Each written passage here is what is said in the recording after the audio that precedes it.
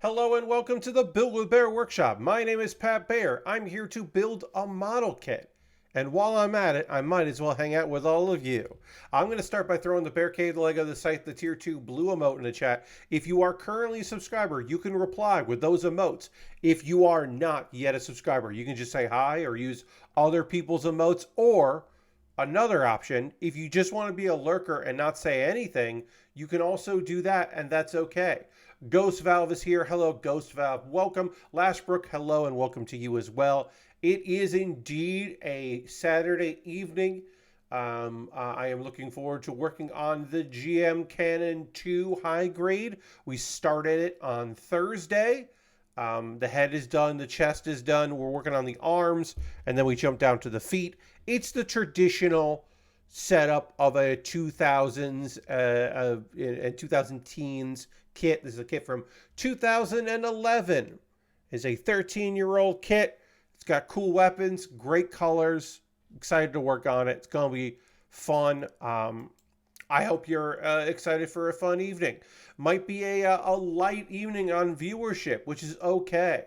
Things. It's getting warmer out there. People are doing stuff. There's some sports on various channels that people want to watch. Hockey and basketball and all that. I get it. You have other options. If you're not doing those other options and you're here instead, I thank you and I welcome you. But yeah, hopefully we'll have a few folks here hanging out while I work on this model kit and chat with all of you. I think that's about it as far as business goes. So I will go to the overhead. Here's the overhead. So this is our kit that we're currently working on. We got the head, we got the chest done. We can put that aside just for a hot second. Oh, I'm currently at 41 subscribers. The goal is to get to 50. I shut up about subscribers when I hit 50. If you want to become a subscriber, you can. There'll be a great time to do it. And if you want to gift a sub, feel free to join the gift sub leaderboard with John and Aristophan. You can do that as well. And Harold's here. Welcome, Harold. Happy to have you here. That is the agenda, is working on this model kit and talking with all of y'all. As I said in the pre-show, I was out to dinner with my parents. It is my dad's birthday tomorrow. My dad, his birthday is always around Mother's Day, and then every few years, once in a while, it is on Mother's Day exactly as it is tomorrow. So tomorrow, my dad will have a card, and my mom will have a card. And that's fun. I always like that. I get a kick out of that when those dates are shared. So today we went out to dinner, celebrate my dad's birthday, and then my mom will have a late breakfast after she comes back from mass. Dad will serve breakfast. Okay, so did I do this wrong? Then that means I put this on wrong then? Ostensibly, yeah. So this is supposed to go like this, and it doesn't want to fit like that, which means I might have put this on wrong when I built it. No, I got it on. It's fine. Everything's good. I did do this right. Hooray. And now this is almost done. It just needs the hand. Yeah, so tomorrow my dad will make waffles or pancakes. I don't know which he's making, but he will make one of those two items. Which will be great because my dad's good at both those things. And we'll have a late breakfast. And then for dinner tomorrow, why, it's only hamburgers and hot dogs prepared fresh on the grill from yours truly. That's right. I'm going to be grilling. I'll get my first grilling of the year, of the season, I should say, because I did a little bit in the winter. But yeah, we'll get the grill out, get the charcoal chimney going. I'll cook up some burgers and some dogs. Got potato salad. And then my mom will probably make a salad, even though it is Mother's Day. And I have offered to make it. I am sure she will also just make a salad. But that is dinner. That'll be courtesy of yours truly, jumping in the old kitchen and then out on the grill. Looking forward to it. I have done so much goddamn work in the yard the last few days. I don't think I talked about this on Thursday. Um, so for this neighborhood, actually, I need one more piece. Sorry. For this neighborhood, we have the dump, which we call it there, but is the waste management location here. You can pay for garbage pickup, but because we're part of this community, you can go to the recycling and garbage disposal area on your own. Drive over there, which is not far from here, and just put stuff in various containers and all that. So we have to, because there's a no burn rules in this area, which is good, and I agree with that. We have a lot of leaves, and so and other lawn stuff. So we have to, as a matter of course, get ready to bring those items to the dump. And some people buy biodegradable bags. So you just fill this big bag, and then you can go to the dump, and then you can throw it in the lawn and tree containers. And then you don't have to do anything extra. You just do that, and it's fine. That's all you end up doing. And you just throw the bag in there because the bag counts. Since it's biodegradable, it counts, and you can just go about your business. If you don't have those bags, if you don't want to pay for those one-use bags, you do what we do, which is to get very big, black, heavy-duty plastic bags, trash bags, and fill them with lawn stuff. And then dump the bags out and keep the bags for the next time you need to do it, and you have to go to the dump.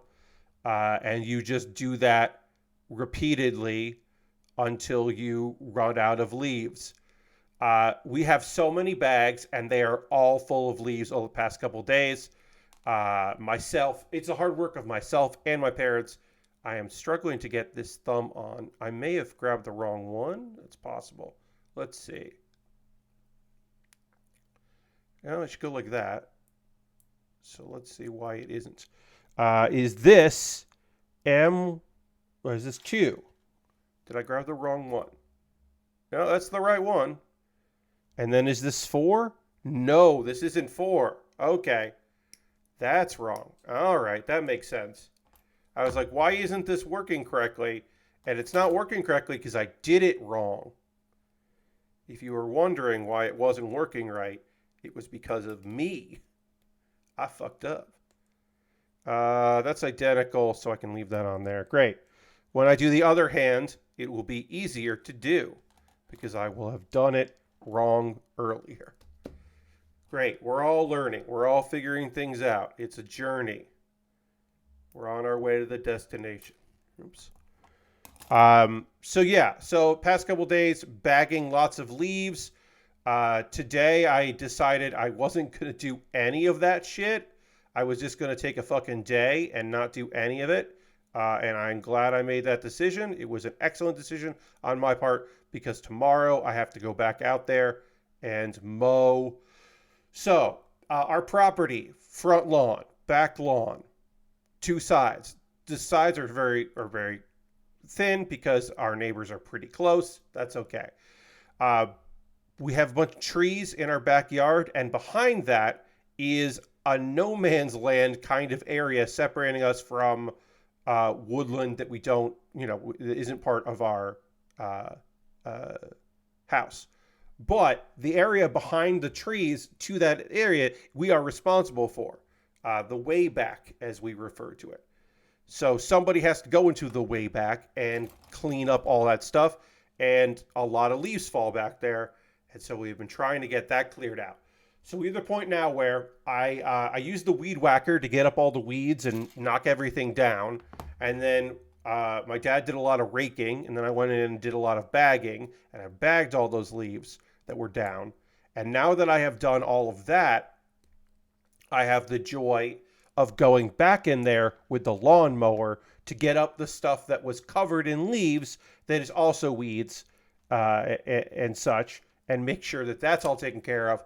hopefully so it doesn't grow back. And vines and a couple other weird things, prickly vines and all that. So I have to do that, and I'm going to do that tomorrow. So I could have done it today, but I decided instead of doing that, I would not go outside until we left to go out and get steaks and such. My mom got salmon tonight. My dad got a prime rib. I got a steak, and it was good. But we decided, that I was just not going to do lawn stuff because I've done lawn stuff on Thursday and Friday, and I was just looking to have a day where I didn't do any of that stuff because, as you are, hope you might know, you might not know this, I have a allergy to pollen and grass. So mowing, even taking an allergy pill, even wearing a mask while doing it, I still feel like garbage when I am done with all of that. And so I was just like, what if I didn't feel bad today? Because I was feeling rough on Thursday and rough on Friday. And I feel rough in a different way, just because of meats, just, full of the meats. One thing about this kit that I will tell you right now, you might be able to see it if you look at the reference photo that's right there. There, the reference photo that's on the opposite. You will see that on the shoulder here, there is a little indent and a ring, and that's red on the kit. That's obviously not red on this kit. That's red on the photo. And there are no stickers to replicate that. There are no red stickers to apply. They just don't have those. I would have to paint that. And I'm not going to. So the kit that I am building will never look exactly like the reference photo, which is not the end of the world. I mean, it's annoying, but it's not the end of the world. I finished an arm. You can see there. Finished the arm. So we'll move on to the other arm. One thing that was cool, I'll tell you about my evening tonight going out for my dad's birthday, was we went down by the water. There's a bunch of restaurants all in a row. Lots of people moving around. It's biker week here. So there are a lot of people out on their motorcycles. They come from all over, and it's a full week. And so there are a lot of bikers driving around, which is fun. But the best part of it, for me anyway, besides the company, of course, and the food, and the getting out of the house to do something, which is always nice for me, but the thing that really set it apart for your friend Pat was the fact that there were a lot of Pokestops. There are a lot of gyms and Pokemon stops along that area. And so just sitting there having dinner, I was able to spin a lot of Pokestops, refill the coffers for gift things and Pokeballs and all that, and complete a few tasks because my day-to-day, I walk a lot for exercise, and there are no Pokestops within walking distance of me. There is just nothing around that I can use to, if I want to catch them all. If I want to catch them all, I have no luck. I have no help as far as Pokestops go. So occasionally I have a bunch of quests, bonus quests, that are backlogged because I have to spin a bunch of Pokestops, and I just don't get to do that. So that was really fun for me. For me, anyway, I really enjoyed being able to get out there and catching a few Pokemon, spin a few stops, leaving a couple of my Pokemon at gyms, so maybe I can make some gold. That would be nice if I can collect some gold. I'll be real good. I'll be happy with that. Okay, so when I first did the other arm here, this is the step where I fucked up immediately. I am going to endeavor to not do that this time. And I think I am doing this correctly. I believe that this is the way to go. I do it like this. Wait. That's got to go like that. Is that right? Yes. Okay. I believe that this is correct. And we'll see. But yeah, I'm very happy about getting some Pokemon stops in. No. Okay. So I did not put this together correctly here. It looks like I did this wrong. We'll see. That does look right. And then that has to go like this.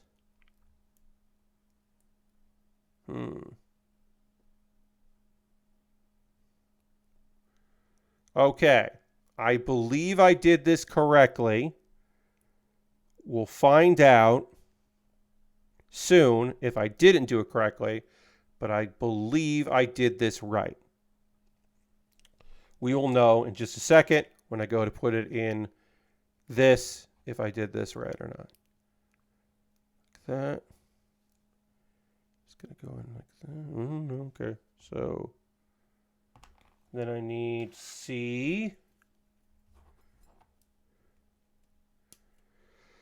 But yeah, mostly it was just nice to get out of the house. I don't know really what else to tell you. I have been kind of cooped up. I mean, I go for walks and get out that way, but I don't do a lot these days out and about. So it was nice to get out of there. Oh, I'm screwing things up here. I got to add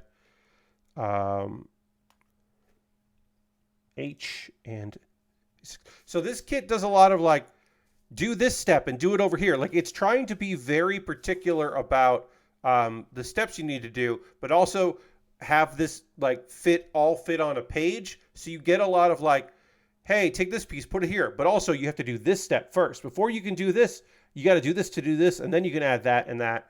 But then also when you come over here, you've got to do this step, but you got to do this first before you can do those. And so, you know, it's not hard. It's just something you have to pay attention to, and I am occasionally very fucking distracted while doing that because I'm streaming and trying to talk to everybody and see what's going on and all those other things. Keep an eye on chat, although I will say, chat, you are very chill tonight. That is okay. That is not a demand made of me to say like, hey, say some shit. I have not said anything that needs you to respond to it, I don't think. I'm pretty sure that I have not said anything that warrants a response, but also like, yeah, it's like, yeah, so, you don't have to say anything, but y'all are quiet, which is okay. Let's see. We'll have to get into some new stuff. Hey, apparently no video game company had massive layoffs on Friday. I could be wrong about that, but it does seem like there haven't been massive layoffs. So that's good. That's excellent to hear. I'm sure there will be more because of course there will, but right now anyway, it doesn't look like the industry got hit with them since we last talked about massive layoffs. All right, so then this is going to go like this. This has got to bend and bend like that. All right, so this is going to go like this here. That goes in like that.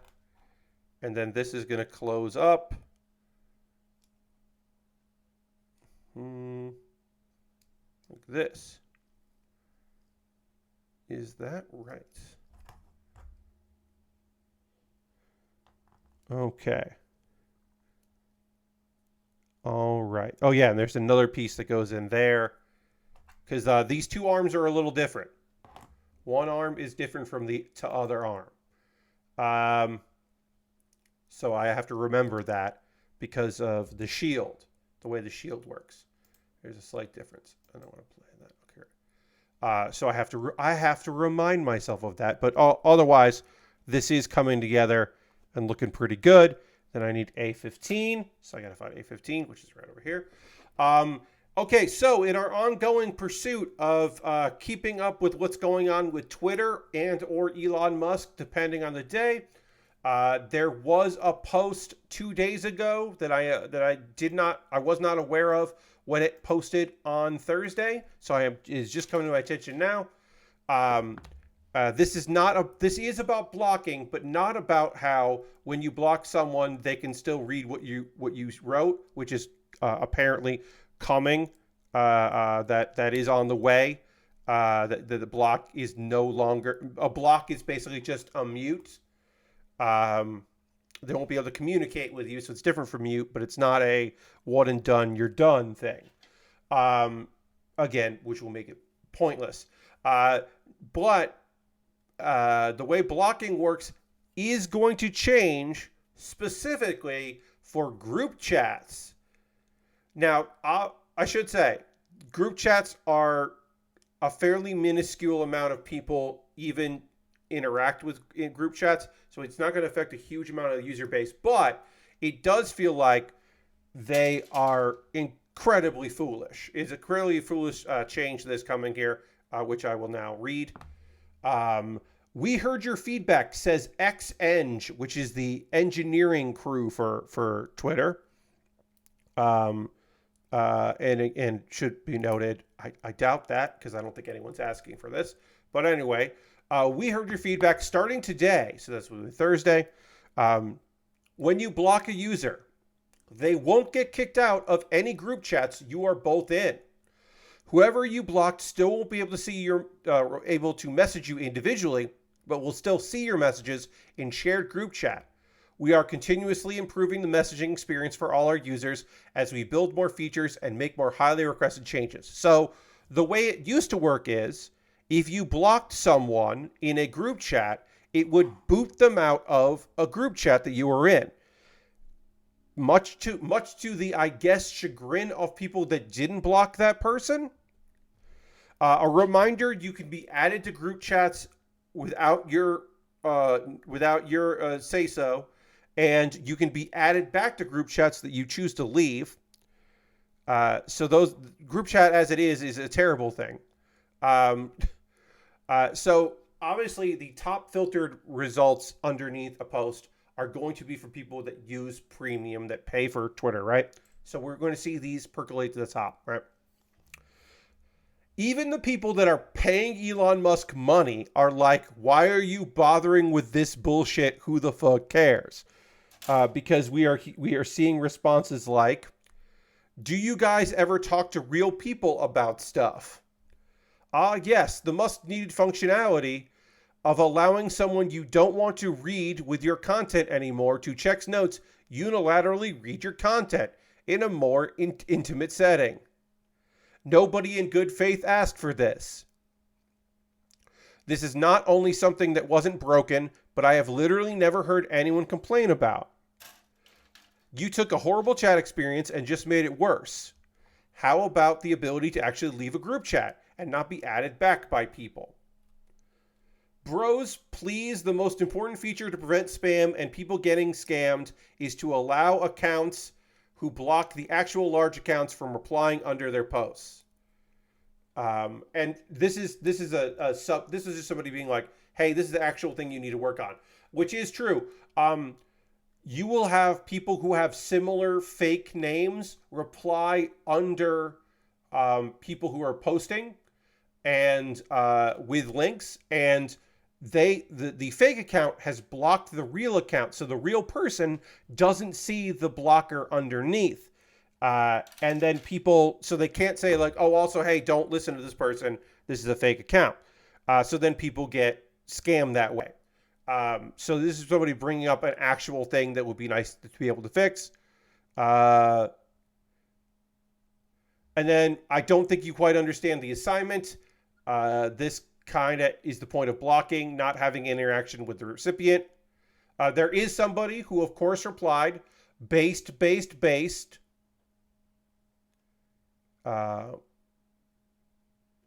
And then I hope you already noticed this, but there is now no way to remove a disruptive person from a group chat since blocking will no longer do it.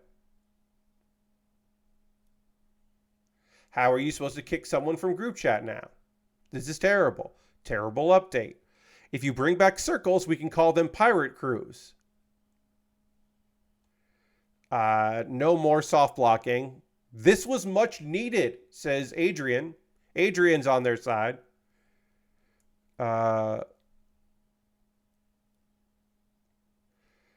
Absolutely no one wants this. Although I assume it's because Elon doesn't like how blocked he is. How about better control on those that break the terms of service? Excellent patch, says a person that I don't believe is real. Oh yeah, that's not a real person. I'm surprised they're doing all these half measures instead of just removing the feature entirely. Yeah, I mean, yes. You'd imagine they would just remove it. My assumption is that it would make advertisers mad.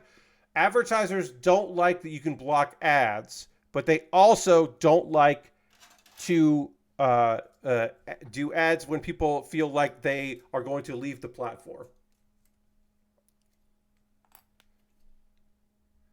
Ultima Shadow, I should say, says, you are literally making up people who don't exist.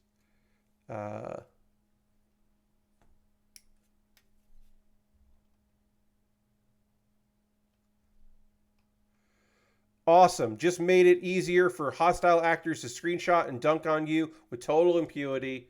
No need for second alt accounts. Now you can continue stalking from Maine.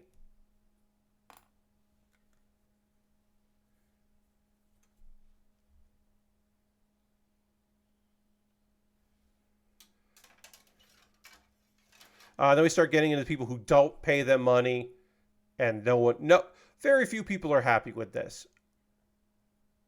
I do appreciate someone just going, why? Did someone ask for this?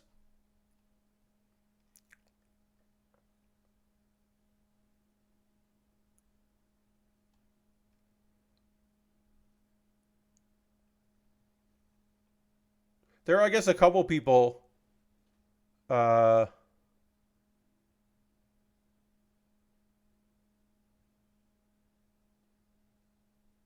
are apparently really weird.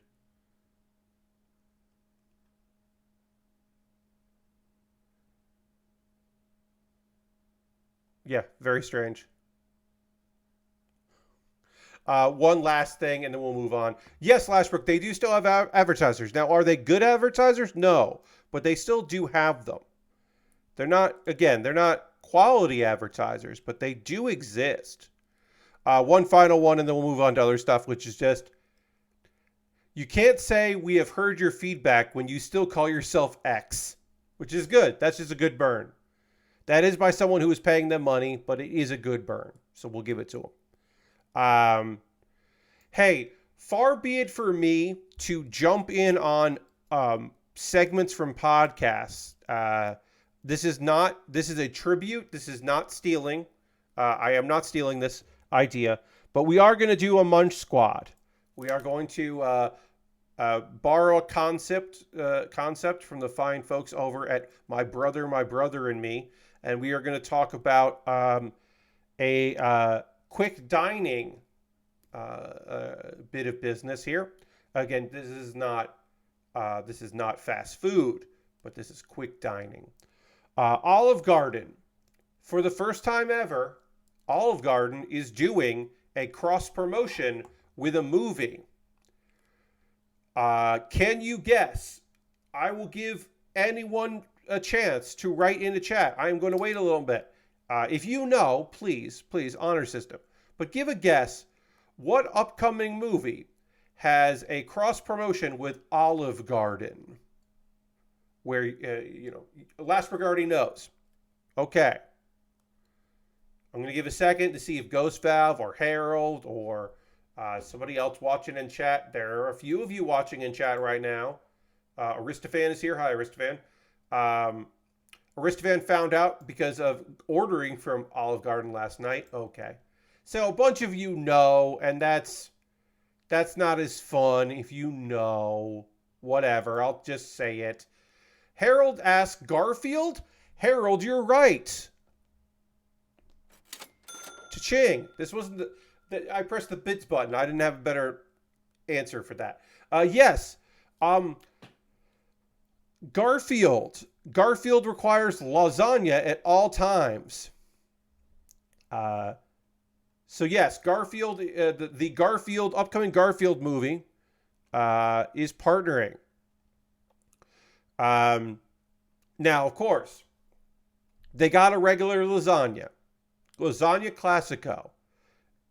That looks very good. Um, there's also a lasagna Frida, and if you're like, Pat, what the fuck is a lasagna Frida? Well, it is, of course, a appetizer lasagna. It is like mozzarella sticks, but lasagna. That's the easiest way to say that. And then, of course, there is Tour of Italy, which is lasagna and what appears to be chicken parmesan. Yes, it's like fried mozzarella, only it's fried lasagna. And Alfredo, fettuccine Alfredo. And then there's I'm going to skip one. I'm going to go back to it in a second. There's kids lasagna, kid-sized lasagna for up-and-coming eaters, available for a limited time. They're not sticking with kid lasagna for that long. I'm surprised they didn't already just have on their menu kid lasagna. Lasagna for kids on the kids menu. But let's talk about this fucking dessert, which, fuck you, this dessert. Fuck off.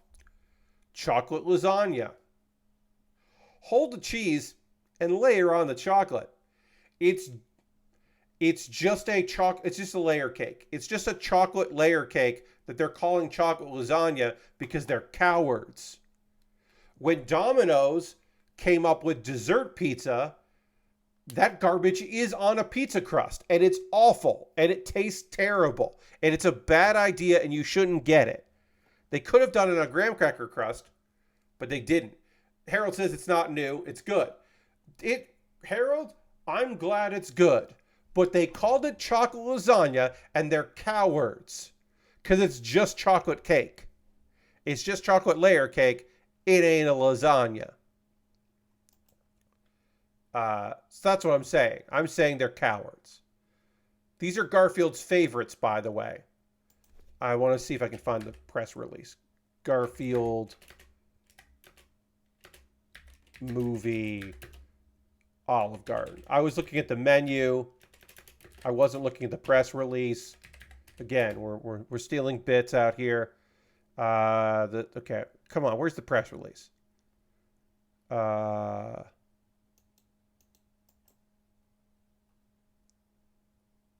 First time ever. Yes, Olive Garden is doing an in-restaurant promotion. Partnership with upcoming movie release. It's the first time they're ever doing it. And then apparently, okay, so we got all these pieces here. Oh, I forgot to say, it's called vegetarian chocolate lasagna. They added the vegetarian part in the beginning because they want to make sure that you know that you could have it if you're not, a meat eater. Don't worry about it. They got you. You could just eat this. Which, hey, Lord Crashington, that's nice. Tour of Italy is 3 entrees. Classics include chicken parmesan, lasagna classico, and Olive Garden's signature fettuccine Alfredo. And here's the thing. If I'm getting fettuccine Alfredo and chicken parm, do I also need lasagna? And the answer is no, but I'm listening. I hear you. The lasagna Frida, as mentioned, is fried Parmesan breaded lasagna topped with Parmesan cheese and meat sauce with creamy Alfredo for dipping. I appreciate the dipping sauce. I mean, if you're going to do it, yeah, you should have a dipping sauce on it. Let's not mess around here. Let's not goof around with this. Give me the dipping sauce if you're going to do it. If we're doing it, let's do it. That's my philosophy. So, yeah. Look, here's the thing. Would I get any of this? I'd probably get the lasagna Frida. Yeah. I'm most likely not going to Olive Garden, just in general. Where I live, there are Italian restaurants that are in abundance. Tour of Italy, Harold says, is one of his dad's favorites. Okay. All right. Yeah, I mean, Like, I understand that for the price, you get a little bit of everything. That sounds great. But yeah, we have like Italian restaurants in the area in abundance, and I don't necessarily see myself at an Olive Garden. But if I am somewhere and it's time to eat and we just need to get something and there's an Olive Garden, yeah, we'll do that. A friend of mine used to love to go to Olive Garden. So in New York, we would go quite often. Um, and that was fun because she just really liked going to the Olive Garden. Uh, so we, like I said, we would go. All right, top half of this kit is done. Um, let's see. Also, yeah, available for a short period of time. Uh, seems all right. Um, again, that appetizer does not look bad. And I'm sure the chocolate layer, chocolate lasagna, vegetarian chocolate lasagna is good. It's just, don't call it that.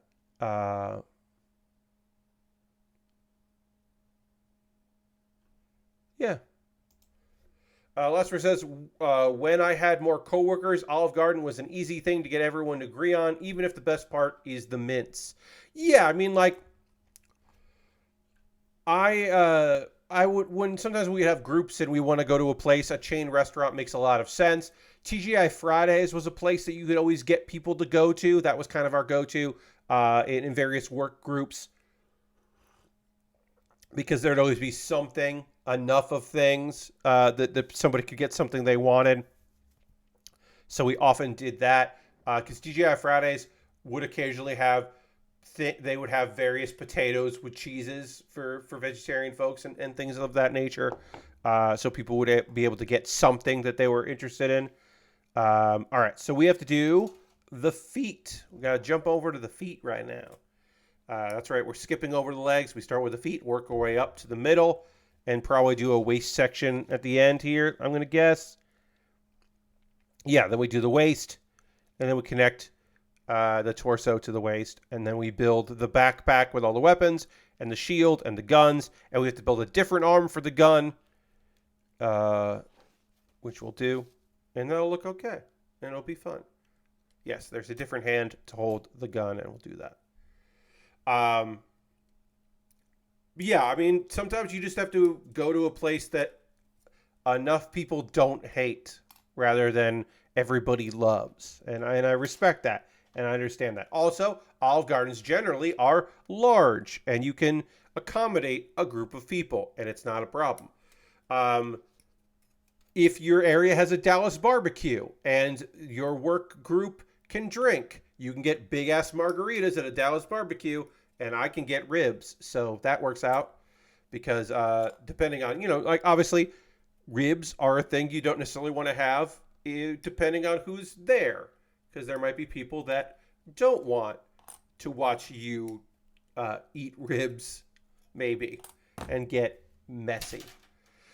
Lord Crashington says, I think the only ones of these chain restaurants I've been to with any sort of regularity is Fuddruckers and Outback Steakhouse. Outback just keeps getting worse, so my family doesn't go there much anymore. Yeah, I haven't been to an Outback in quite some time. I have heard some things and things. We would go to Chili's a lot because we liked Chili's. In Connecticut, there were several Ruby Tuesdays, which is basically in the same ballpark as like a Chili's or a TGI Fridays. Ruby Tuesdays was good because they did a lot of soup and half salad. Or sorry, they would do a lot of soup and half sandwich combos. And so, adults like that. And they had a lot of good junk. Also, Ruby Tuesdays is just a good name. God, what's the name of the Canadian one? I think I went to TGI Fridays once and never to a Chili's or Olive Garden. There is a chain that tried to do Outback Steakhouse, but for Canadians. It's not Tim Hortons, Lord Crashington. Outback Steakhouse, but Canadian.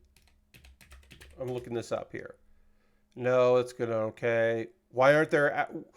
Why did Outback leave Canada? Does England have an Outback? This is not helping. Uh, I wanted to do this, but like, I'm not going to find it. Uh, there was and a lot of it was like moose themed.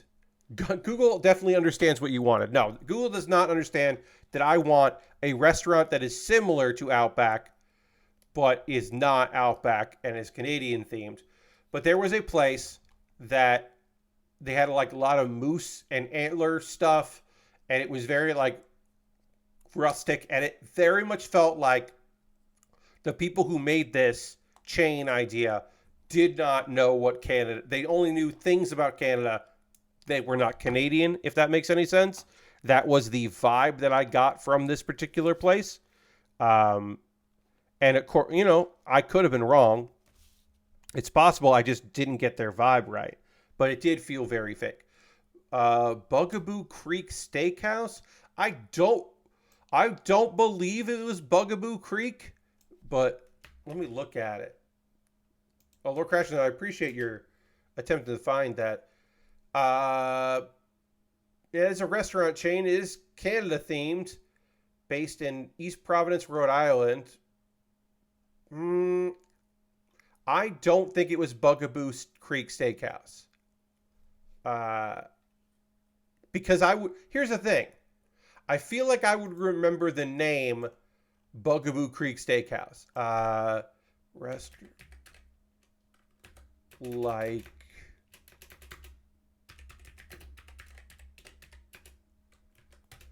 restaurants like Outback. Yeah, I'm not. I don't. I just don't think I'm gonna figure that out. Uh,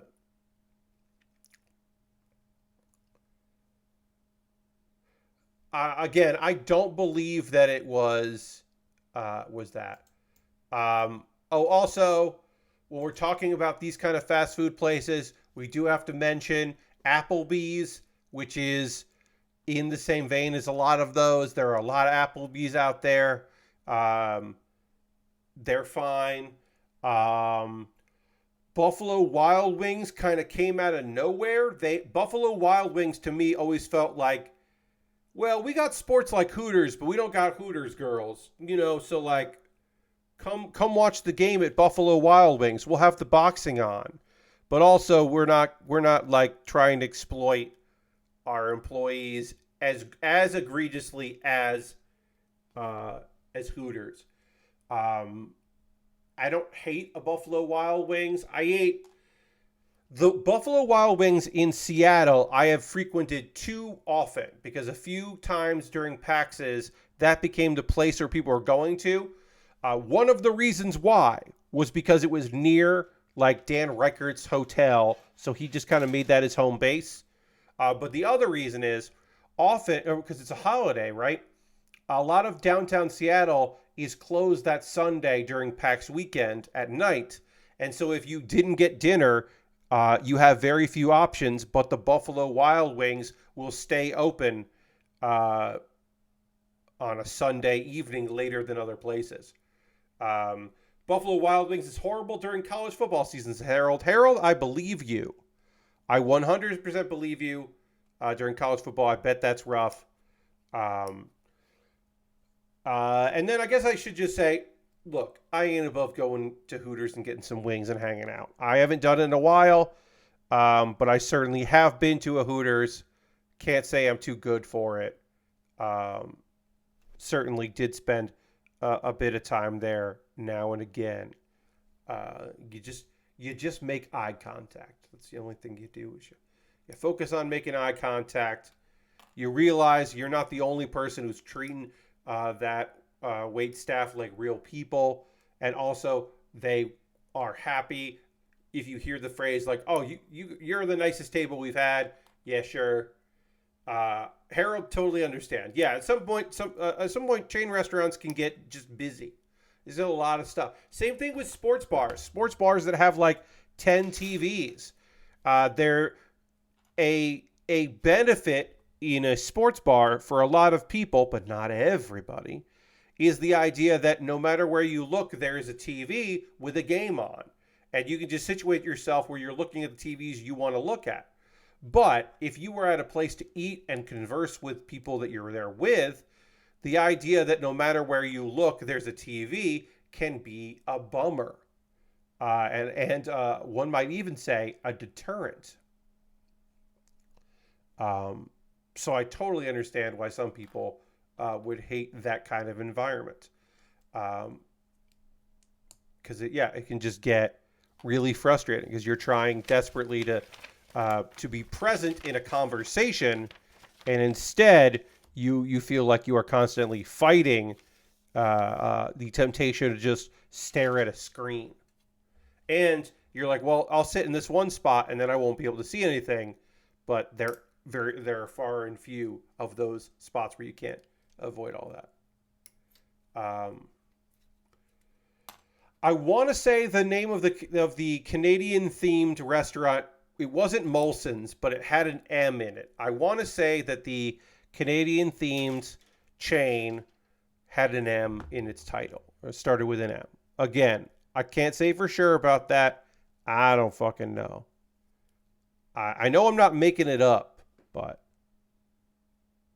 All right, wait, so this is going to go like that, and then this is going to...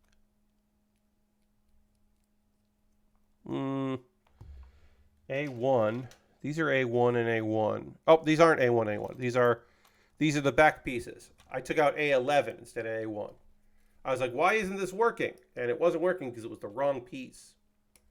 I'm glad that I figured that out right away instead of taking my sweet-ass time with it. I'm improving on occasion. Nobody's perfect, and I've never claimed to be. Pretty good at this, but I'm not perfect at it. All right, let's see if there's any news of the world we can talk about here, because I think I've run the well dry of talking about those things and things. If you were going to ask me, Pat, how's GameStop doing? Well, my answer to that would be that if you have graded Pokemon cards, GameStop is going to get into the business of buying them. GameStop will be purchasing graded Pokemon cards at a select number of retail locations soon, so not everyone. Be the largest single buyer of graded collectibles with near 3,000 potential retail locations. So again, we don't know how many. This is, again, according to sources. This is not confirmed. We don't know how many stores will be participating and what hours they'll be doing and all that. And again, graded, so you can't just bring in a card you know is worth money, like you can do for, other places. You would have to have it graded and then sell it, I guess, which seems like, why are you going to GameStop to do that? Why don't you just sell it to a small store or an online place or run an auction? Why are you making GameStop involved in all this other than the fact that they have capital? Again, we don't know if this is happening. Kids, don't grade your Pokemon cards. Yes, wait till you're an adult to grade your Pokemon cards. If you got Pokemon cards, you can just give them to friends or sell them to somebody else if you're done with them. But yeah, don't go about getting your cards graded and dealing with all that shit.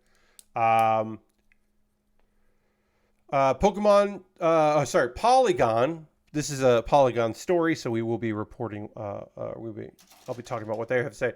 They spoke with multiple GameStop locations in 4 different states: Arizona, Illinois, Florida, and New York.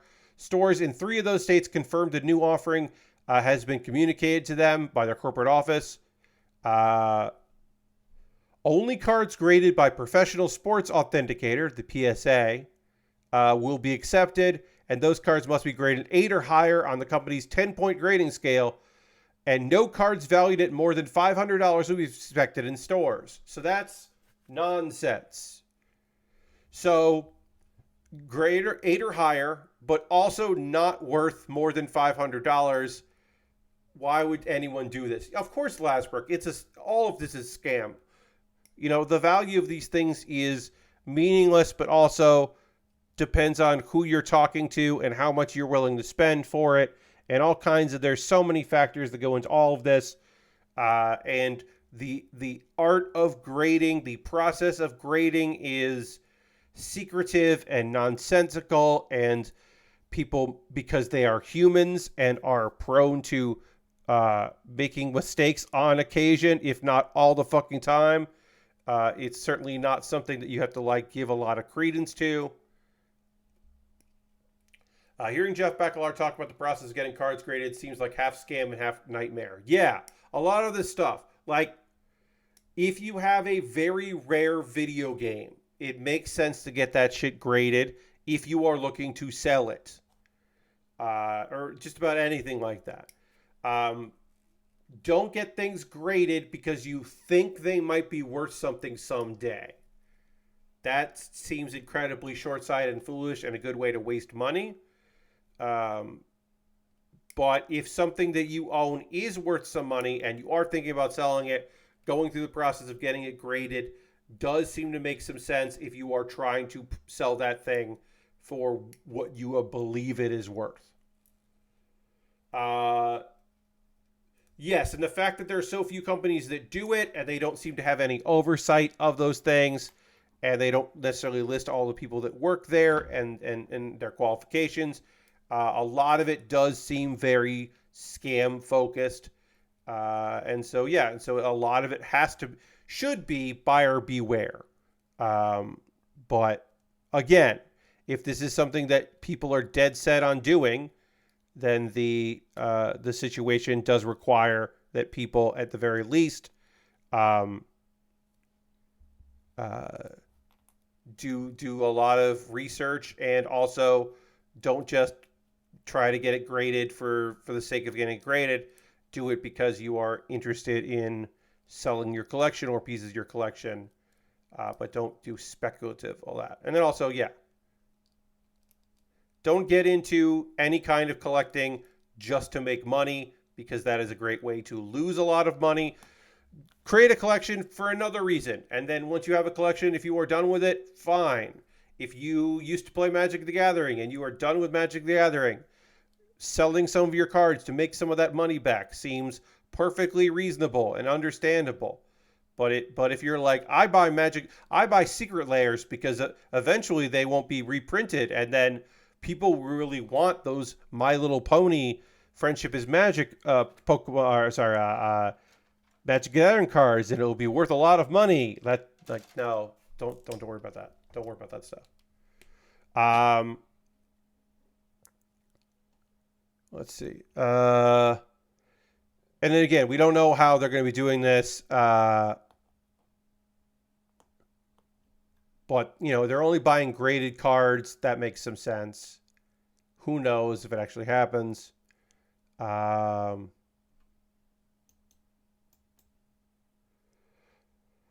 see.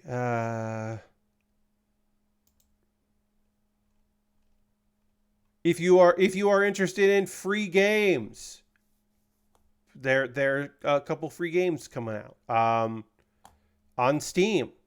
Bungie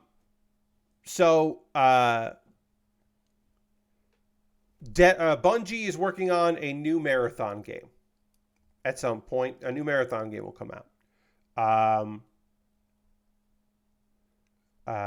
But there is something cool to download for free is Classic Marathon.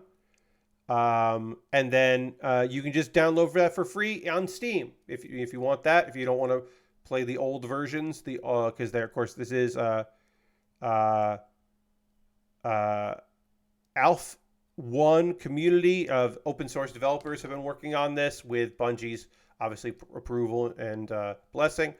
And you can just download the open source stuff through its website. But also, if you just wanted to play Marathon on your Steam Deck or just through Steam, you can just go there and do that, which is cool. I think that's neat. MTG Finance Bros are about as bad as Tech Bros in terms of scumminess. Yes, Ghost Valve, I totally agree with you. The speculative market for anything collectible, but especially trading cards, is just rotten to the core. Real bad.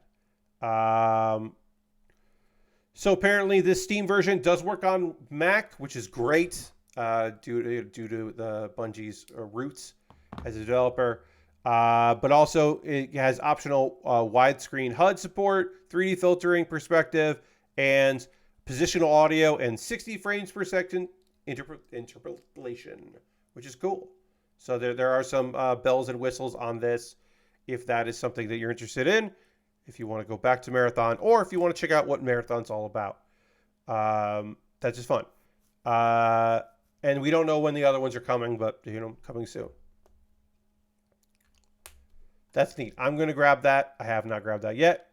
But I would like to... I don't know if I'm going to play Classic Marathon. It's been a long time since I played a Marathon game, but I would like to have in my collection Marathon. That would be neat. Let's see. We talked about WB returning the Adult Swim published games to the developers. We now know we know about 2 people there, and we believe so. We know about Duck Game and Small Radios, Big Televisions going back, and there is talk that more are going to be showing up. But it does look like most of the games are back on Steam that were taken down. So again, we don't know how many are going to move around, but it does look like that's happening. And then I should say, I apologize that I talked about how it didn't seem like there were any studio closings since the last time I streamed. According to GameDeveloper.com, there were more layoffs. CI Games, maker of Lords of the Fallen, laid off another 30 people. They had laid off 10% of their workforce in January, and they have laid off another 30, and they say, this is the last time. Trust us, bro. Trust me. Today's announcement does not affect the Hexwork team and development of Project 3, which is their next RPG after Lords of the Fallen. And apparently there are other stuff they're working on. This restructure affects approximately 30 roles across production and will help ensure maximum efficiency in delivering strategic priorities going forward, which is a bunch of fucking bullshit. Go fuck yourself. And of course, last year was their best year they've ever had. They had an annual revenue of $60 million last year. Because it's never enough. Lords of the Fallen sold over 1.3 million units.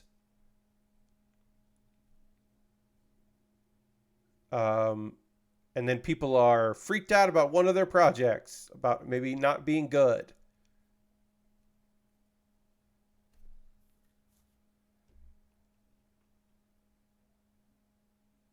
And they don't think it's going to come out next year. So that's probably actually why there are layoffs, is to appease people on the to appease people. They're like, oh, don't worry about it. Don't worry about it at all. But apparently that Survive is looking bad. Project Survive is looking like it's not going to be coming out great. It might not ship next year. Which is rough. Sorry for all of them. All right. Now is the part of the stream, friends, where I'm going to talk to you. That's right, you.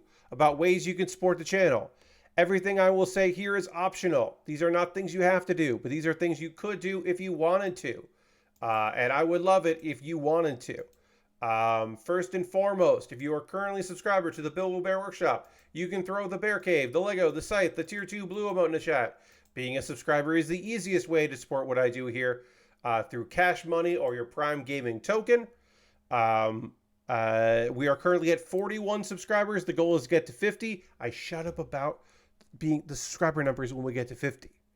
So if you want to become a subscriber, you could do that now. If you want to gift a sub and join Umjam and Aristofan on the gift sub leaderboard, you could do that. If you want to cheer, you could be taking the top spot in the cheerleader board if that was something you wanted to do. You didn't have to, but if you want to do that, you could. Supporting me here on Twitch, I should say, is the easiest way to do it because you're already here on Twitch and you probably already subscribe to other places. Again, these are optional things that you do not have to do, but if you wanted to, you could. There are other ways to support me financially, like my Patreon at patreon.com/PatBear. You can join the $1, $3, $5, and $10 tier. There are different rewards to different tiers. My $3, $5, and $10 tier are voting right now on what I do next Tuesday. And I'm going to check that because I actually haven't looked in a little bit.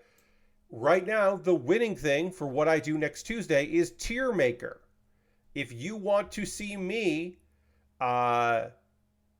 do some Tier Maker lists and maybe suggest a couple while I'm doing it, you can go and vote for that. Or if you're like, no, Pat, instead I want to see you finish that Warhammer level in Power Wash Simulator, you can vote for that.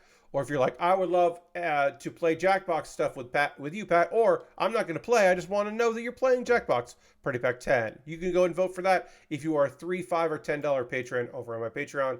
If you wanted to sign up just to vote, I guess you could do that. But yeah, see if there's something there that there's a level there that you like. Subscribing to YouTube is free, and you should go to my YouTube channel and subscribe to that because that would be great for me. YouTube.com/PatBear. While you're there, if you wanted to spend money on my YouTube, you can go to the join button and become a member. And then for just $2 a month, you get my Wednesday videos on Tuesday. So the video I put out on Wednesday for everybody to enjoy, you could have seen that a day early for just $2 a month. And let's see. So those are ways to monthly support what I do here. But what if you just want to once in a while help me out? Like for the first time ever, you want to jump in. Well, you can always do a direct donation to my Ko-Fi or my PayPal. And everything I make through direct donations through YouTube, which includes AdSense, so watching my videos helps me out, through Patreon and through Twitch, all goes into a fund. And out of that fund, oh, don't you fucking worry about it, I bought model kits. Nathan Explosion just resubbed with Prime for 22 months. Thank you so much, Nathan. Let's throw the Bear Cave Lego Site Tier 2 Blue Emote into chat. Thank Nathan for that. Also, because of Nathan, we are currently at 42 subscribers. Also, we just got rated. Hello, Raiders. Welcome, Raiders. I'm doing my... if those came from Goofcat, welcome. This is a model kit building stream. I am taking a moment because it's halfway through the stream, and I am talking to y'all a little bit about ways that people can support me. It is my my little attempt anyway to promote myself. And then we'll get back to model kit building, and we're going to talk about some manga and some anime that I've been consuming and enjoying. But right now, I just want to point you at some videos that you can watch if you are so inclined. Pat Bear's Anime Club. I have a new episode that's coming out on Monday. But if you wanted to watch the previous video and you wanted some recommendations for the spring 2024 season that we are currently in, the shows that I'm enjoying right now, I listed 4 of them, which I think are all pretty great. And maybe you'll like them as well. And then Kuma Bear is my weekly anime recommendation series. It's a short, so I'm trying to do that YouTube Shorts thing and make videos just for that. But so it is a under a minute video of me this week trying to encourage you to check out Inuyasha. I'm talking about anime from the 2000s. So yeah, that does feel like a no-brainer. It's like, Pat, who are you talking to that hasn't watched Inuyasha? Well, there might be some people who just like weren't watching, subtitled stuff. They weren't watching Cartoon Network or Adult Swim, I should say, when that came out. And they just didn't check out Inuyasha. And they should, because it is a fantastic romance, action, comedy, drama series. Fantasy series. It's gorgeous and fun. With a good dub. And the very rare Dog Man instead of Wolf Man. Inuyasha's a dog man, and that's fun. Uh, all right, so that's done enough of that promoting. Um, I'm going to talk about a manga that I am currently reading, and then I will talk about an anime that I am currently watching. But before I get into that stuff, I do need to drink some water, and then we're going to return to the overhead camera, and then we're going to get back to building, and we're going to work on a whole ass leg. We're going to build a leg, and we'll do that dramatically right now.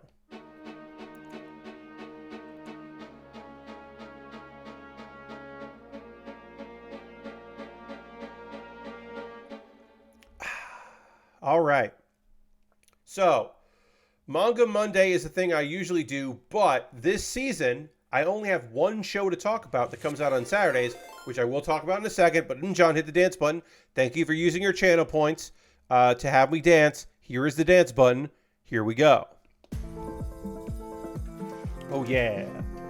Oh, yeah. Feel it. Yeah. Then clap, clap, clap, clap. Oh, yeah. Yes, this is a fun one. And then you think that there's going to be a drop, but there isn't a drop. It's just more building. That's a fun little song. I like that one. I got a good bunch of new songs ready to go through the Stream Deck. That Elgato has a bunch of songs out there that will not get me in trouble for takedowns, which is great.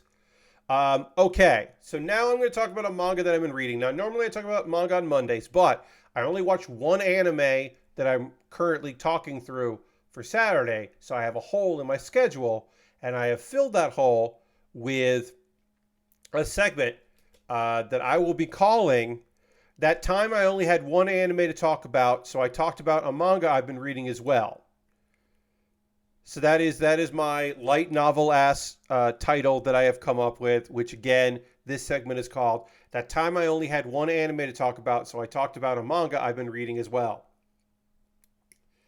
So we can talk about I Got My Wish and Reincarnated as the Villainess, which is an ongoing manga. It is on K-Manga's site with a translation that is, I would describe as decent.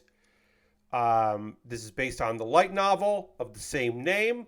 I believe the light novel has in parentheses last boss, the villainess who is also the last boss, apparently.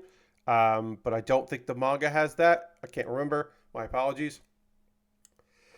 So it is one of those isekai.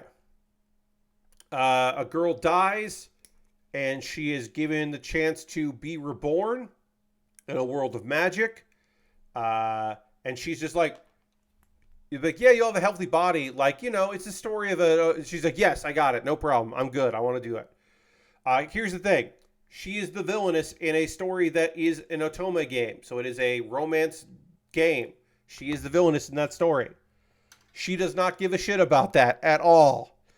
There is a cat that is kind of her guide, who is supposed to be watching her. The cat fell asleep and didn't pay attention. And when the cat woke up, the story is just completely off the rails, and she has not been following it. He wondered if she was going to die while he was asleep, and she did not. She's thriving. So he's now like kind of her guide, but mostly trying to keep her from like, it's high on comedy. We got a female lead. It's high on comedy. So he's supposed to be like progressing the story, and it keeps going off the rails because, one, she's not a villainess. She's not doing the villainous thing. That's just not her style. Okay, sorry. I'm just going to make sure I am doing this correctly. I believe I have done this right. If I look at it like this, I want to say I did this correctly. We'll find out in a bit if I did it right or not, but I think I did. And then... Oh, I can't tell. I can't tell if I did this right or not. I think I did. I think I did this correctly. We will find out if I did this correctly or not in a moment. But let's move on anyway. So here's the thing. She doesn't care about being a villainess. She's got a lot of powers. she was sick all the time, and her parents weren't kind to her, and she never really got to experience a life. So the idea that she's just healthy is totally okay. She is the villainess. She's the final boss. In this story, the heroes, the main characters of the story, would defeat her. Turns out instead, they are her rivals and or have a crush on her because she is standing up to the prince and not giving him any time of day because he's rude and weird. She is fighting the guy who is not a bully, but he is like he's so it's not the typical like anime bully or manga bully, I should say here. But it is a character who is very confident, and of course he would be a love interest because he would meet the sweet little lady. Also, hey, the main character, they have not quite said this yet, but I am fully convinced that the girl that you are friends with is the main character of the Otome game. And you are basically our main character is stealing all of the good scenes that the boys should be having with our main character. Is this a queer story? I feel like the light novel is probably more gay than the manga is, but it's not like it does not seem anyway to be trying to pretend like it is some sort of lesbian text. So it does not appear to be queer baiting, but it is very funny because she is acting as like a knight in shining armor. So you are getting her being like very heroic to help out her friend. But it's mostly just like, I don't know, she met a girl that's cool and seems neat, and she wants to make sure that girl is well protected. Okay, so this goes like this. Did I do this right? And that goes like that. This does not appear to be correct. Yeah, this is wrong. So I did something wrong here. I have found. How do I know that? Well, this leg is supposed to go like this. So this leg will go on here. Oh, that fell out. That's fine. This leg will go on like this, right? So if this leg goes on like this, then the leg would have to bend like that, and it's not. It wants to bend forward.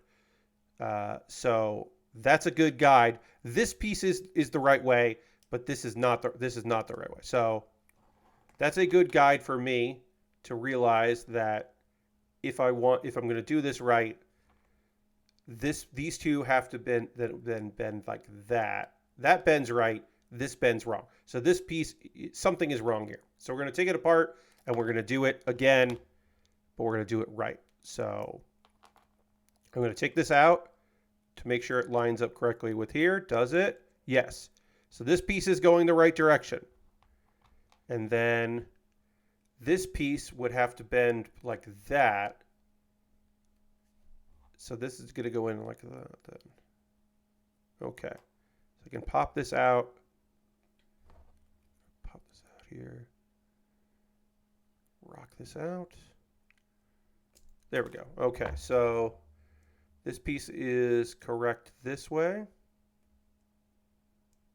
Okay, so this piece is correct. And then that would allow that to bend like that. So that's correct. And then this is correct like that. So now we'll see. Did this work out? Did I do it right this time? We did. The knee bends the way the knee should bend. Hooray. Wait, no. Shit, no. It's not right. Damn it. It's not right.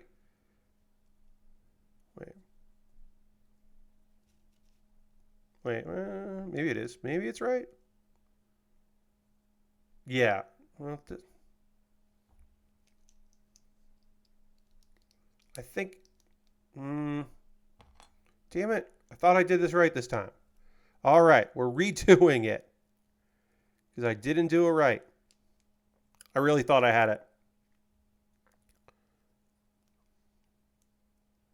Okay. So let's try to pop this apart here. Wedge. Yeah, double jointed. No. All right. I'm going to try to get this right. So the manga is very silly. It's very fun.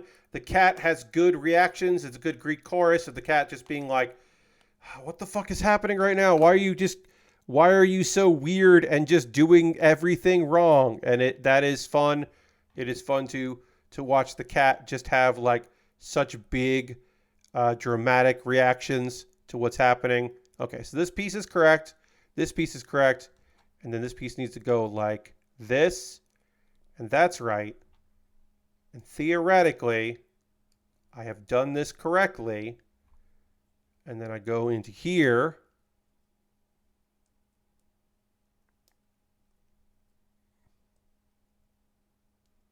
But then that's not right. Like that. No, that's not right. Damn it. I thought I followed this correctly. But I didn't follow this correctly. Why didn't I do this right? So this goes in like that. Oh, well, okay, that looks right. And this pops out, and that's weird. Okay, so this looks right. This part looks correct. So then if I snap this piece in. Oh, is that it? I know what happened. The least fun answer is, I did this correctly. One of these pieces, this was wrong. This is the wrong piece. I need A9, and that's not A9. That's not A9, everybody. That's A8. The reason why it wasn't working is because I didn't double check this. I did assemble it correctly. I was using the piece that's going to go on the other leg. And that's why it wouldn't work, is because I had the wrong piece. So the problem wasn't me, it was me. I was the problem. I wasn't the problem. Great. So that's done. That part's done. That was annoying and silly of me, but the knee is at least bending the way it should bend. So that's good. And now I can move on to more of the leg. I need PCC.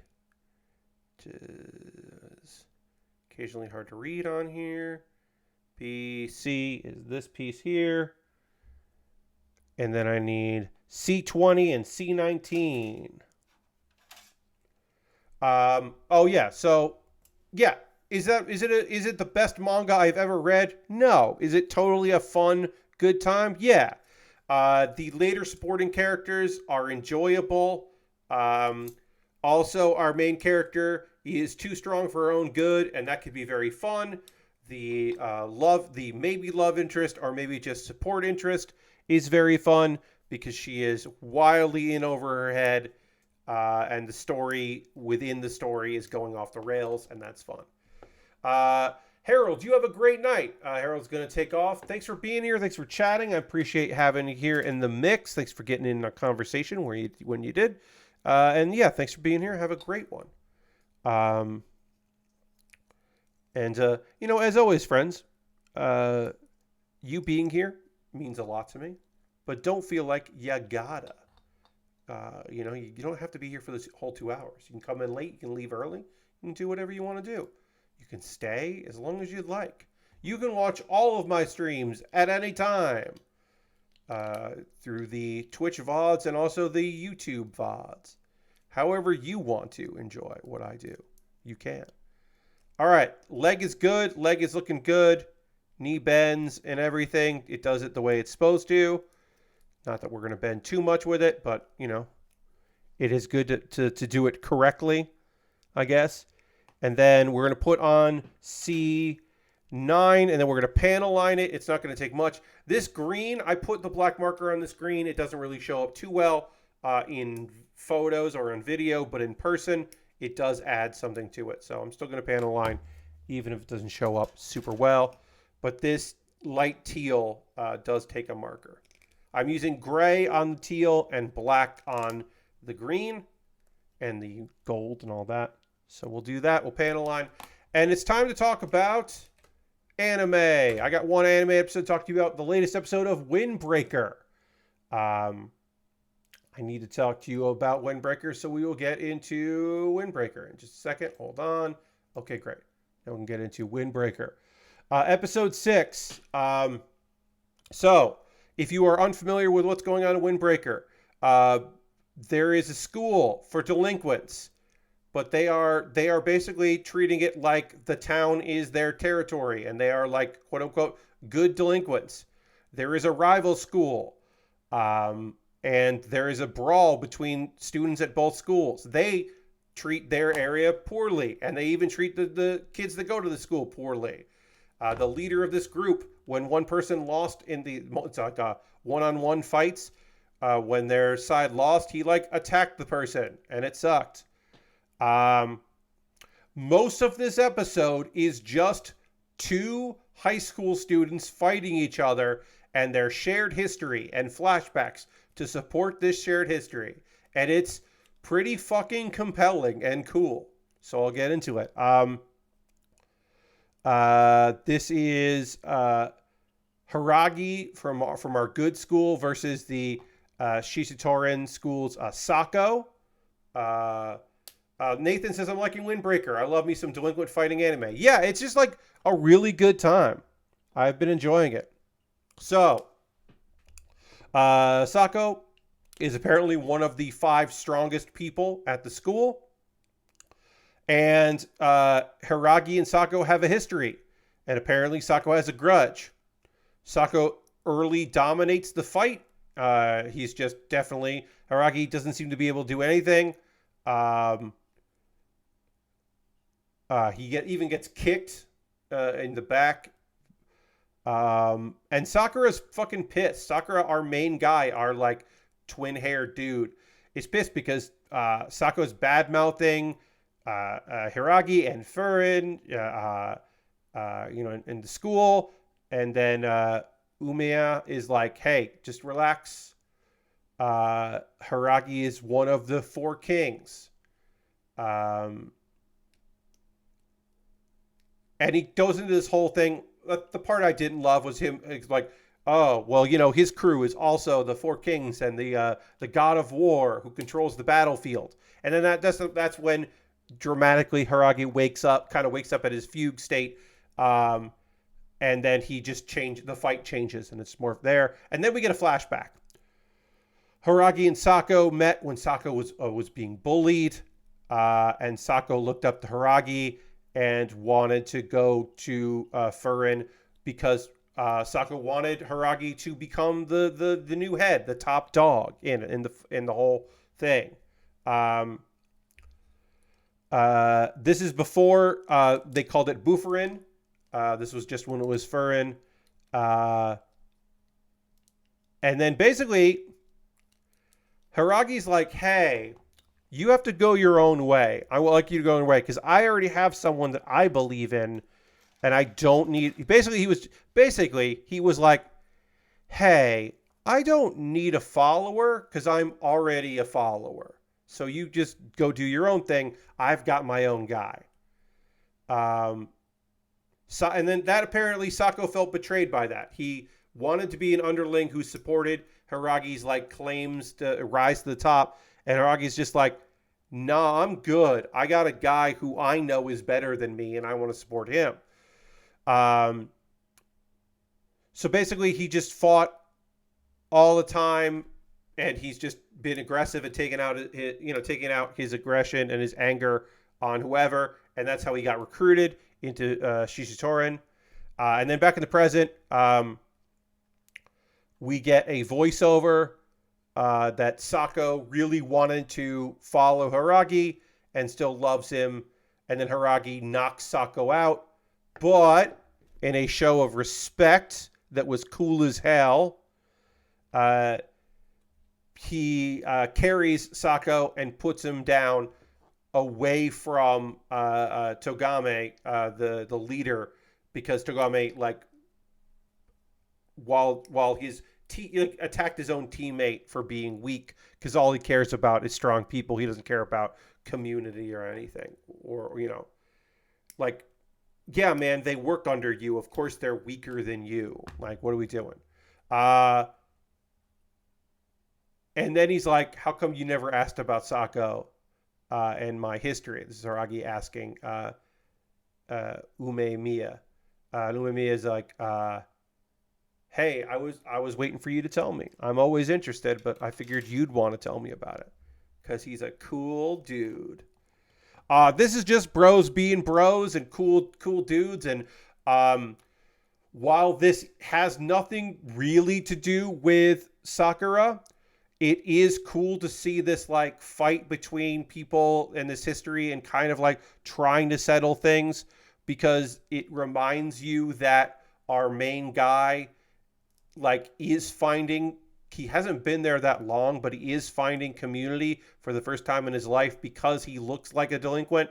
He's become one, but he has found people that instantly will accept him, and that has led to a change. And now that is being threatened, kind of, sort of, not really, but whatever, by this other group. So it's time to fight. It's good shonen bullshit. This is some really strong shonen nonsense that I am very much enjoying. I look forward to more of it. I think I did this leg right. We'll find out if I did it correctly or not.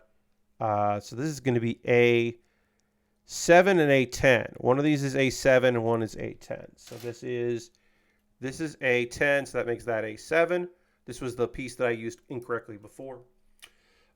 So yeah, we're looking at the differences between the two schools. And then we got some fun backstory. Also, they've been losing a lot, and Bofuri's been, Shishitorin's been losing, and Bofuri's been winning. And also, it's fun to say, to look at like, it was fun in the flashback to kind of see how that school was before it became what it is now under its current leadership. It's just kind of neat to see that change. I like this show a lot. I think it's really good. I think Windbreaker is really fun. I should probably pick up the manga. I have not yet. I have certainly been thinking about it. I think it might be time to try out that manga. All right, so this is going to go like this. Did I do this correctly? We'll find out right now, folks. Did I get this on the first fucking try? So this is going to go like this, and then that's going to bend back and back. And that bends back like that. Does it bend like that? Yes. I am fairly confident that I did this correctly. It looks like I did it correctly.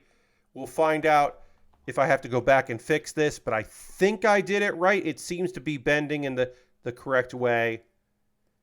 We'll find out when I go and put the other pieces on here, but I think I did it right.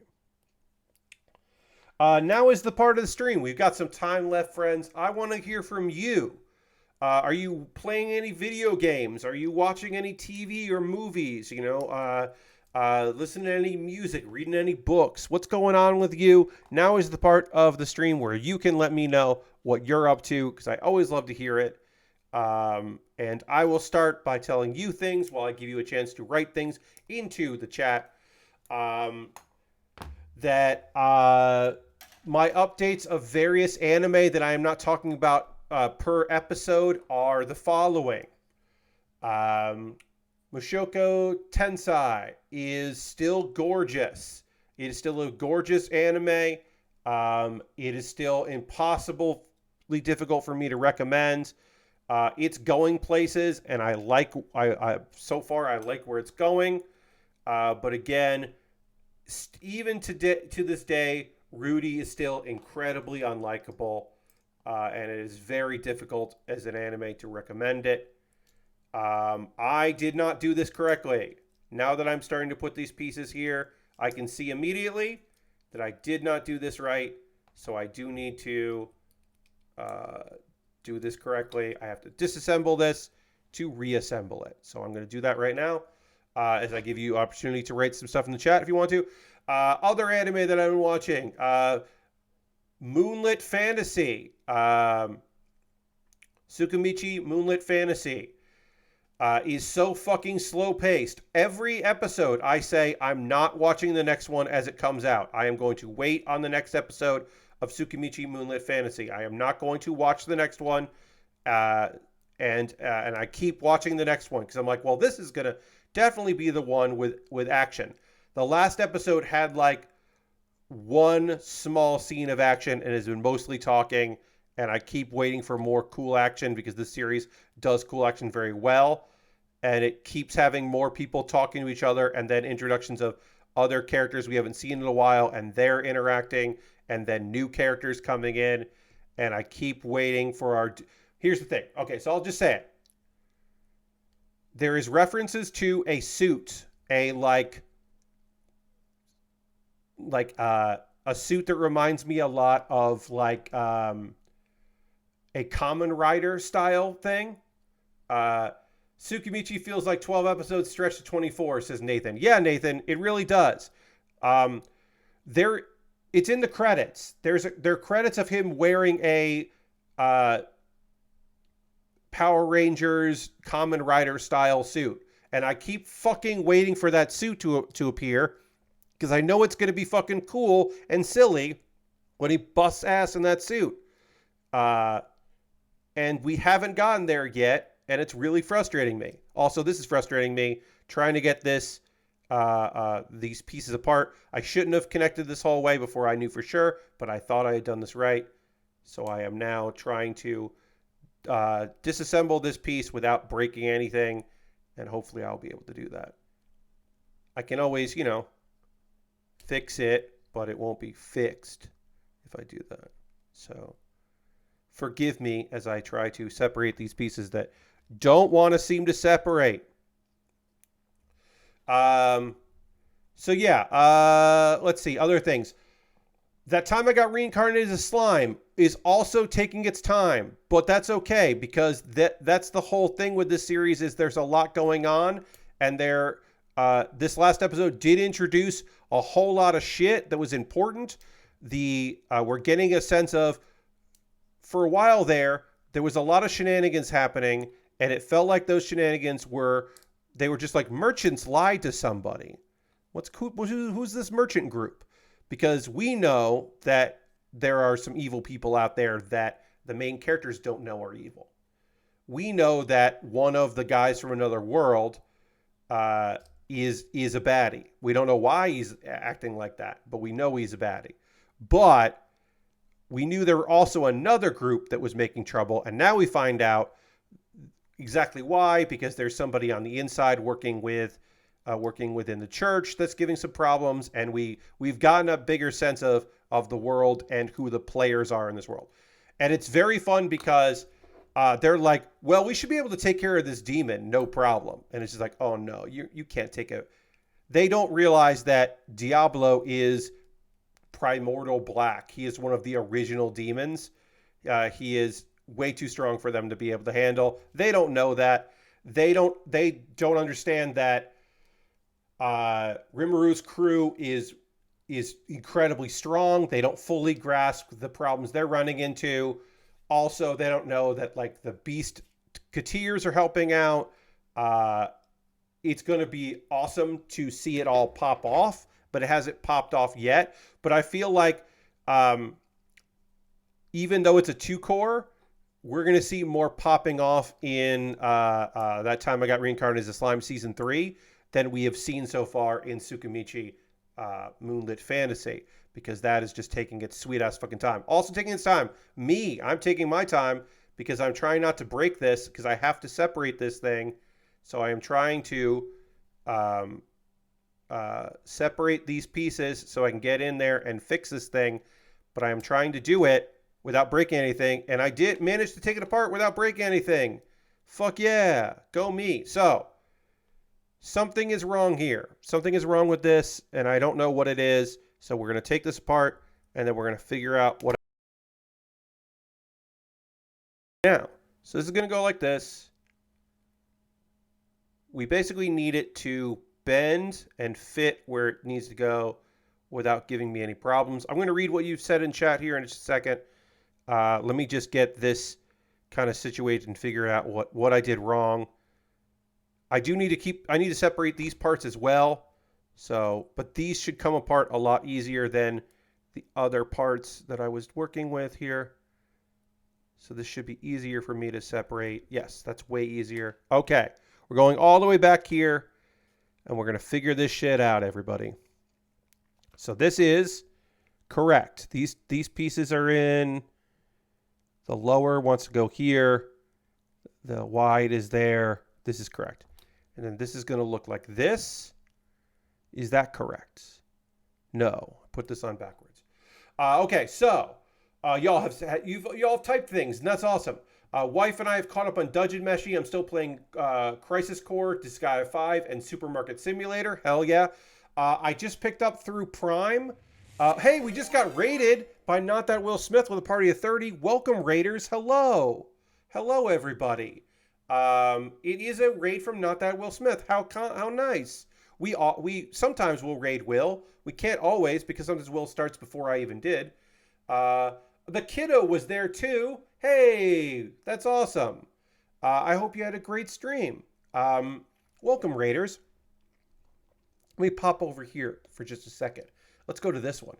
Hi, I'm Pat Bear. If you don't know me, I'm a model kit builder and a Lego builder here on stream. Once a week I play video games or do kind of like 2-camera stuff. But for the most part, I build model kits. Hit the follow button if you're interested in that. We talk about anime and video games and wrestling and all kinds of stuff. I read chat as I'm building things. I try to balance both. Sometimes I fail, but I try to. You may remember me from stuff at PAX. My involvement with Will back in the Whiskey Media days, but also with Giant Bomb, and then the various offshoots of all of those. I'm a mod for Jeff Gersman, and I am a lurker for Nextlander. I'm around. I am a patron supporter of Brad and Will Made a Tech Pod. And so you will see me occasionally in that Discord, but I'm more of a lurker. And I'm around streaming and hanging out. We'll go back to the overhead here. So yeah, if you're not already hit the follow button if you haven't already. Being entirely non-malicious cats. Ooh, okay. Yes, the Cats in the City game, or the Big City, or whatever that game is. I know the name of that. Yeah, there were like 4 very good indie games that all came out on Tuesday, it feels like. Like this week was a plethora of, I don't want to say big indies, but big-ish indies. Seemed like a good day for that. Lord Crash, that's how John says. Pat has a dance button. I do. I do have a dance button. You can use your channel points to have me dance. Thank you very much for hitting the dance button. Kosher Bacon Jam, thank you for hitting the follow button. So yeah, John hit the dance button, and I play music that will not give me any sort of takedown for DMCA. So here is the song for the dance song. And you might be saying to yourself, Pat, I am not seeing any dancing right now. You do not appear to be dancing at all. And I must insist that I am dancing. It's just that my hips are moving way more than my arms, because a song like this, you have to move your hips. You can actually see the chair behind me moving a bit. So thank you for using your channel points for that. Okay. So I am working on this part of the leg, and I had to completely disassemble it because I did the knee joint wrong. I do believe I have fixed that mistake, and I believe the knee joint is going to look good.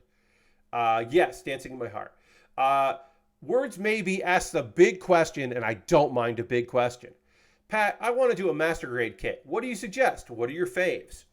So they've kind of pulled back a bit on master grade. The fine folks at Bandai have kind of pulled back a bit.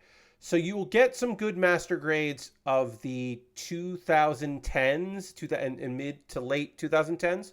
But it's been a while since they did a good, a newish master grade. The last master grade I built that was kind of modern was the I know that there is a master grade. is it the Lupus Rex? The Barbatos. There is a Barbatos Master Grade that is not that old. The Barbatos Master Grade is incredibly good. I love the Barbatos because I think Iron Blooded Orphans is a top 5 Gundam series.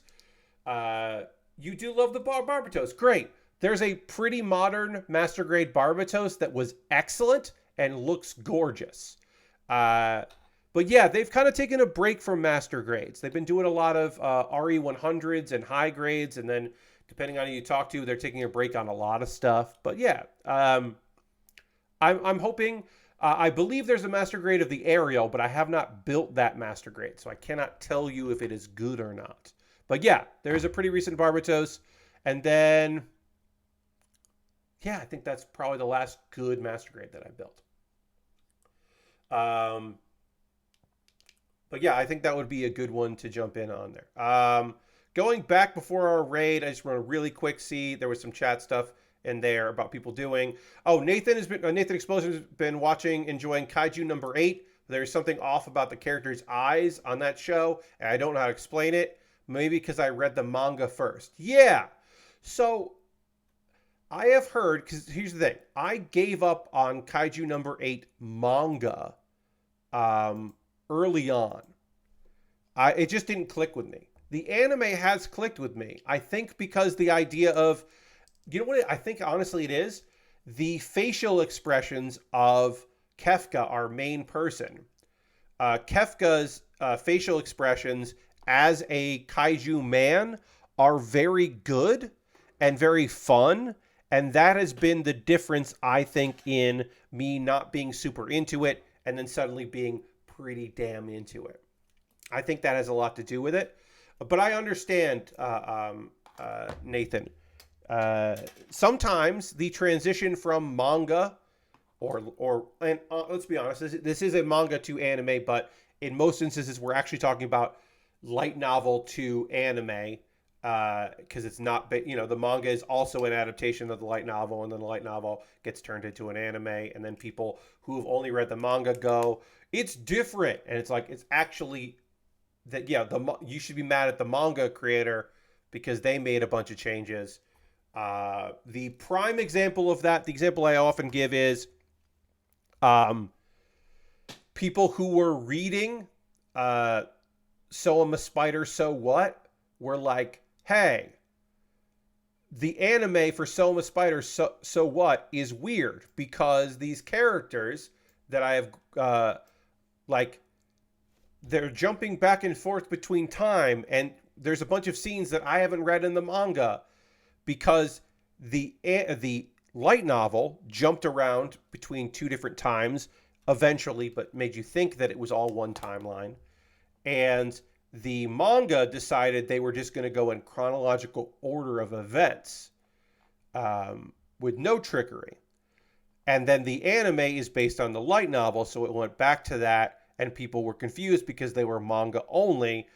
And as someone who, I read a lot of manga, but there's some stuff I just never get around to, and then I do want to try the anime. And so sometimes there are shows that I'm like, I have no idea what's going on here. Like Windbreaker. I haven't read a page of Windbreaker. I probably should because I like this anime a lot. So I'll probably like the manga. But then there's other stuff that I'm like,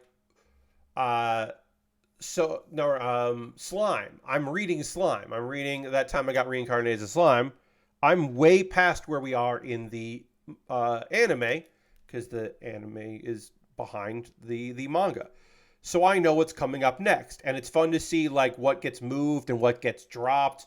This season, they're not really dropping a lot of things right now, it looks like, because season 2, they had, oh God, this is such a big, annoying conversation, but the first season of That Time I Got Reincarnated as a Slime, they told the story they wanted to tell, and then they had episodes left. So instead of starting another story, they decided to tell a shorter story, and they skipped a bunch of shit and told this like small, like 6-episode arc of him helping out some kids. And then season 2 started, and they jumped back. And the OVAs, the 2 of the OVAs are bullshit nonsense, and then 3 of the OVAs are storyline stuff that is important. But the first 2 aren't, so it doesn't matter. But 3, 4, and 5 are. And then the 2 movies may or may not be connected because the person that created all of it was a consultant on it and like wrote the outline of it. So those might be whatever. Anyway, season 2 of That Time I Got Reincarnated as Slime. The first half of it takes place before the little arc with the kids. It's all the stuff they skipped. And then the second half of it is caught up in time past the events of the kids. And then to complicate things even further. So it's like most of season 1, then half of season 2, then the rest of season 1, and then the second half of season 2. And if you watch Slime Diaries, which is the side manga that is canon, that is just more goofs that takes place in that world, it happened in between the 2 halves of season 2. But some of the stuff towards the end of Slime Diaries were characters that hadn't shown up in the anime yet because they had been skipped over. So a few people were like, who hadn't read the manga or the light novels, were like, what are these new characters that showed up? And then there are also other side mangas that haven't been adapted yet that probably won't be until the main story gets farther along. But I could see them doing the series that take place at the town and the country with a bunch of new characters just kind of hanging out. They could do that. Will they do that? I don't know. There's so much going on. It's very fun, but it's all over the place. And so sometimes every once in a while, people will be like, should I get into this? And I go, yes. Just don't listen. Just watch it and know that there's a time skip and you'll get back to it. There'll be other stuff happening at some point and it's okay. All right. So we're going to work on the waist. I don't know if we're going to body complete this kit, but we're going to get close to doing it. And I think I'm going to finish this kit on Monday, the next stream. I'm pretty sure I'm going to finish this kit up because what do I have to do? I'm working on the waist right now. And then the side skirt is easy. And then I just have to build the backpack with all its weapons and the gun. Oh, and the shield. Yeah. So sometime on tomorrow's stream, not tomorrow. Monday stream, which is the next stream, I will probably complete this kit, which means that tomorrow I will have a poll up for my $10 patrons. That's right. My $10 patrons get to vote on what I build out of my backlog. So they'll have a few options of things, that they can vote on for me to put together, and I will put those things together and decide. I've got a few things in my backlog. I don't have anything new since the last time they voted, and we'll see if a kit that I bought in January will ever get voted on. Will enough people ever vote for the high grade Gundam? I can't even remember which one. Is it the Buster Gundam? Is that the one I want to build? Hold on, let me look. Yes, it's the high grade Buster Gundam. That has never won a poll. All right, this piece is the middle one. I'm just gonna do this, and then we'll finish this kit up on. We'll finish this kit up on Monday, probably. I fully expect us to finish this and then maybe get started on the next thing. But I got Lego and I got model kits to put together. I got a good little backlog. I'm always looking for more, but right now I do have a pretty decent backlog of stuff.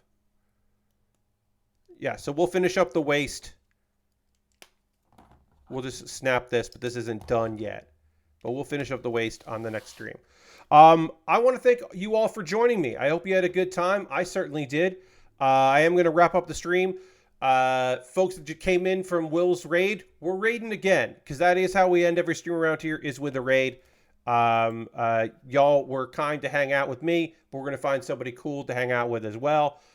Sorry that I didn't stream too long, but you know that is what happens around here.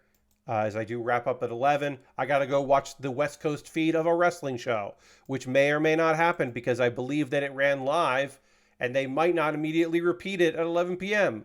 So hopefully I'll still be able to watch that wrestling show. And if not, I don't know. Who are we going to hang out with? How long has this person been streaming? They have been streaming for an hour. Great. James from Loading Ready Run is doing a DJ stream. He does this on occasion. I don't know how long he's going to stream for, but James is good people, and I am excited to catch a little bit of his stream. So we're going to go hang out with James as he does a DJ set. Feel free to come along on this raid. I would love to have you there. My next stream will be on Monday, 9 p.m. Eastern. So I hope to see some of y'all there for that. Thanks so much for being here. Let's go hang out with James as he plays some music. Talk to you soon, everybody. Goodbye, goodbye, goodbye, goodbye, goodbye, goodbye, goodbye. Oh.